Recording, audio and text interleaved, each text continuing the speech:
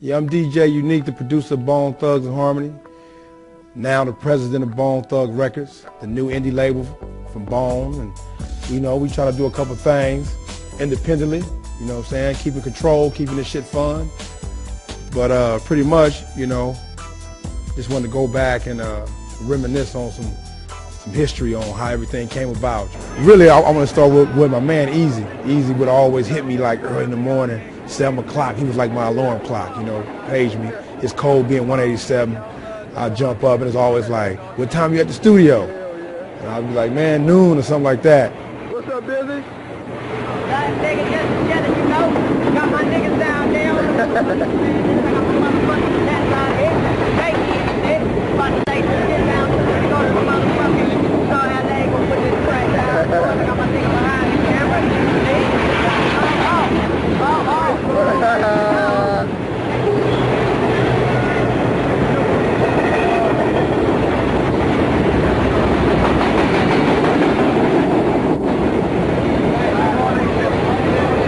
What's up, Stack? What's up, people? What's going there? My nigga Tim in the motherfucking I remember him calling me early and just was excited, like, man, I got these cats, man, out of Cleveland, because he had just finished like a promo tour from his EP, and he stumbled across these cats and told me like to meet him up there. So I had to call the owner of the studio, like, dog, it's urgent, man, like Easy like want to get off in the studio, and it's like a little earlier than usual. So I met him up there at the studio that I used to record at called the Black Hole, which was in Hawthorne, California, a little city outside of LA. And I used to be up there recording. It was a 16 track. And I remember pulling up to the studio and Easy being there before me. That was kind of, unusual. But he was there and he had them all sitting out on like this little wall. And I'm looking at these cats like, man, they had the braids and everything. It was just like, just hungry. And I'm looking like, man, okay. And he was just telling me, man, these cats is dope, man. I'm telling you, man, wait till, your boy get here.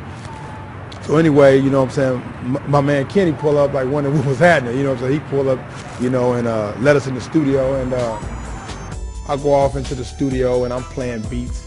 And the thing is, it's like working with Easy, what I'm saying. It's like he got a lot of groups that's kind of kicking more of the gangster style. That's more of the LA style of music, So I had a lot of tracks, like a DAT full of tracks, and I'm playing a lot of gangster beats, just hitting them with hardcore gangster shit, right? And what I'm saying? And I'm like, they not really moving. So I'm looking at E looking at me, and I'm like, man, what's happening? So they was like, man, we really ain't, really on that vibe right there, what I'm saying? I mean, this stuff is cool, but we really not on that vibe. So I was like, oh, okay. So one of the members, I believe was Crazy, he was like, man, he asked Easy, he turned around to Easy like, man, who did that track for, what was the group, Menage a Trois, called Cause It's Like That. He said, man, so that's the kind of vibe we on. And that was all I needed to hear, because that was the track I did for one of the groups that Easy had. So I was like, oh, okay, so y'all on that type of vibe. That was kind of different because that was more of a smooth, laid-back vibe. So Easy took them to go get some clothes, because they fresh out here from Cleveland. They made their way down here or whatever, or he sent them down here, and they needed to get some clothes. So they was like, man, we're going to go get some clothes, and we're going to come back in a couple hours. So they left, and I stayed in the studio, and we, cranked out some tracks. I did a couple of tracks, and one of the first tracks I did was Creeping on a Come Up. That was like the very first track, and that was the name of their first EP.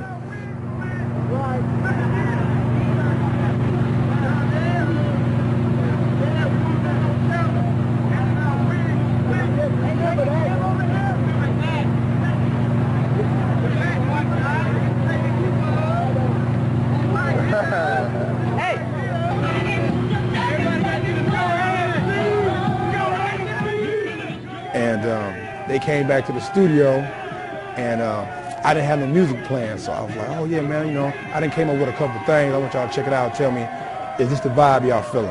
So I hit play on the drum machine. Man, they instantly just went crazy, like, dog, that's it. You know what I'm saying? So we clicked from that moment on pretty much. They were like, that's the vibe, that's us.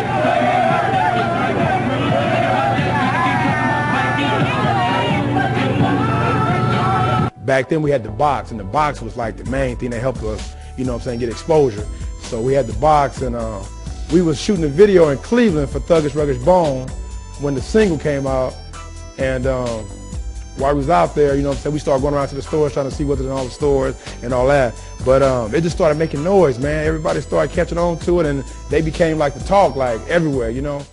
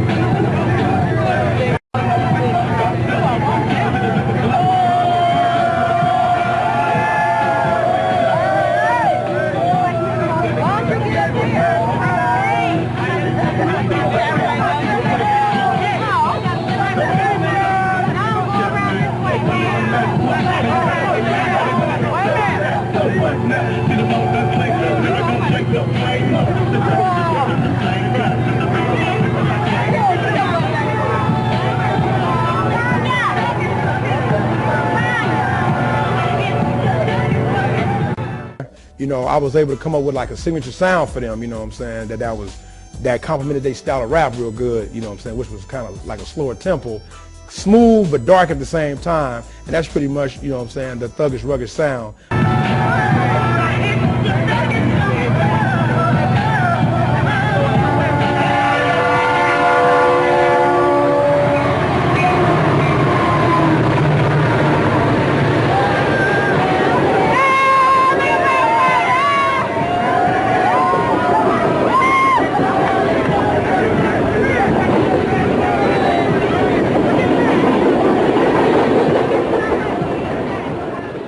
I remember like being in the studio, and they had thought Eternal, they pretty much had been working, man, so hard. They had thought that Eternal was like pretty much through. I said, man, I got this one track, you know what I'm saying, that y'all gotta get on. You know what I'm saying? And they was like, man, dog, man, we finished, man. You know what I'm saying? They wanted to call it a rap. I'm like, come on, man. So I remember grabbing Craig, like, come listen to the track, man. Check it out. Craig come, stand there for a minute, listen to the track, and the track wound up being first of the month.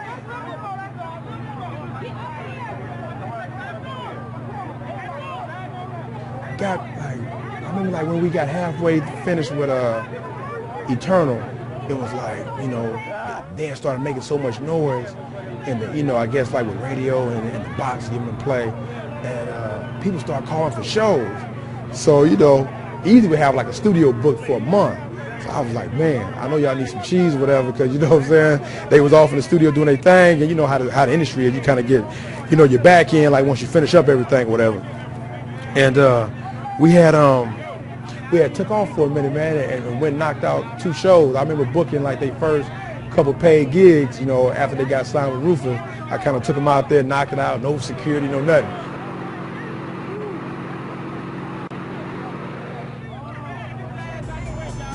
Back in the day, you know, like you could like pop up in somebody's video. Like if you're a person like Easy or Dr. Dre, you could pop up in the video, and that showed that the person was affiliated, and that was pretty much 9 times out of 10 good enough for a person to kind of get some sales from that. But you know, it was coming, you know, it was like the 90s, so it was like, okay, yeah, we got Easy in the video and everything, but man, y'all got to hit these streets. So I came out of my pocket and paid for their first sampler cassettes.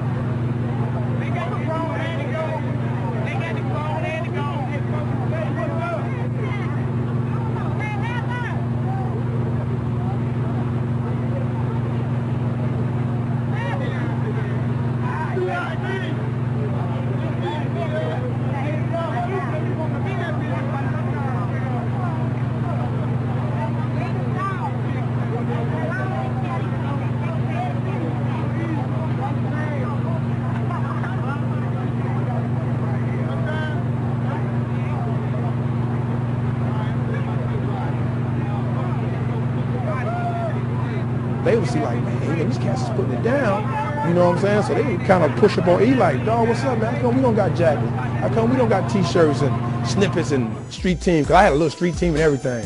And E would be pointing like, man, that's that nigga, man. So I was doing the producing, promoting, marketing. I was everything, co-managing. Because if you look on Eternal, I got the management credit on Eternal. You know, like me and Lazy would just go for it, man. Like, you know, we click right off as far as that business. So, you know, I was just like that big brother to him, you know what I'm saying? And just really, man, just had a bond with him. Now, therefore, I, Michael R. White, the 54th mayor of the city of Cleveland, do proclaim October 30th, 1994 as Bone Thugs and Harmony Day in Cleveland. To join me in this heartfelt welcome home to our nationally known rappers and wish for them an exciting and highly successful concert. Thank you. It's Cleveland in the house. Let me hear you say yeah. Say yeah. Right about now, I got a little something I want to give the guys myself. It's a double platinum album for Creeping on the Come Up. And they deserve it. Don't y'all think so? I said, don't y'all think so? All right? Because they putting Cleveland on the map. Hey, everybody have a good time tonight. Thanks for supporting the album, Cleveland!